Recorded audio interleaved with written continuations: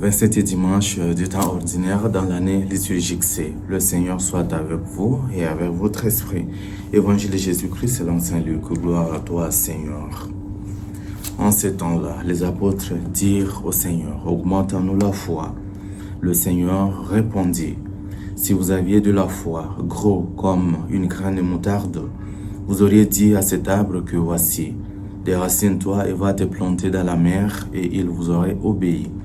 Lequel d'entre vous, quand son serviteur aura labouré et gardé les bêtes, lui dira à son retour des champs, viens vite prendre place à table, ne lui dira-t-il pas plutôt, prépare-moi à dîner, mets-toi en tenue pour me servir, le temps que je mange et boive, ensuite tu mangeras et boiras à ton tour.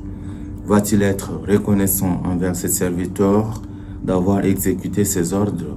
De même vous aussi, quand vous aurez exécuté tout ce qui vous a été ordonné, dites, nous sommes de simples serviteurs, nous n'avons fait que notre devoir. Acclamons l'évangile du Seigneur. Louange à toi, Seigneur Jésus. Frères et sœurs, en célébrant aujourd'hui ce 27e dimanche, il est question de la foi. Les apôtres demandent au Seigneur d'augmenter leur foi. Mais si nous commençons la lecture à partir du 5e verset, cela nous laisse un peu en suspense. Il nous est question de remonter au 3e verset du même chapitre afin de comprendre l'antécédent qui a poussé les apôtres à demander l'augmentation de la foi. Au chapitre 3e, le Seigneur donne un enseignement magistral sur le pardon. Il dit, si ton frère t'offense et qu'il revienne vers toi demander pardon, tu dois le pardonner. Et même si il t'offense 7 fois le jour et qu'il revienne aussi 7 fois pour demander pardon, tu dois lui accorder le pardon. C'est ce qui dépasse la compréhension et l'approche humaine de l'affaire et des apôtres. Ils ne comprennent pas cette réalité humainement parlant parce que il est difficile d'être offensé aussi plusieurs fois et d'accorder le pardon aussi plusieurs fois comme recommandé par le Seigneur. Mais la réponse du Seigneur qui les invite à une petite dose de foi laisse montrer très clairement que la foi, de un, est un don de Dieu. La foi vient de Dieu. C'est Dieu qui veut bien nous ouvrir à sa connaissance.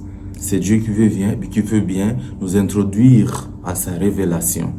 Et en nous introduisant à cette révélation, il nous munit aussi des grâces nécessaires pour pouvoir vivre en détail cette foi.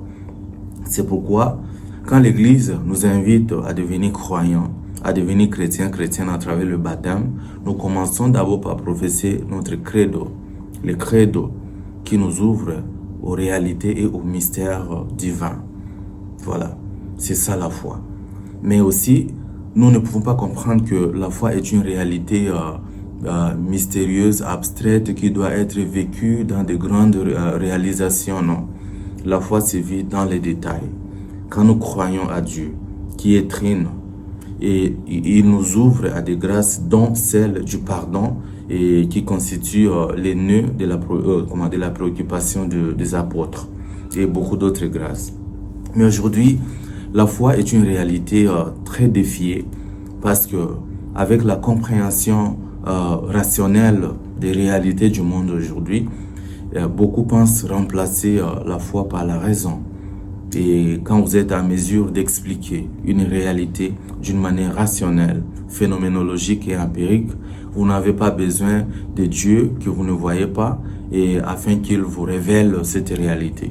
C'est comme ça beaucoup se déclarent athées, pas parce qu'ils ne croient pas en Dieu, mais parce qu'ils sont indifférents à la connaissance de Dieu, ce qui n'est pas toujours vrai. Alors, frères et sœurs, le Seigneur nous invite ici à vivre notre foi dans les détails, dans des petites choses. Saint Thérèse de Calcutta disait, ce n'est pas tout le monde qui peut faire de grandes choses, des choses magnifiques. Mais tout le monde peut faire de petites choses, mais avec beaucoup d'amour. C'est ça le mystère de la foi. Nous sommes invités en ce dimanche, frères et sœurs, à pouvoir nous ouvrir à ce don de Dieu qui est la foi et à bénéficier des grâces qui s'en découlent afin que nous puissions vraiment être les disciples du Christ. Le Seigneur soit avec vous.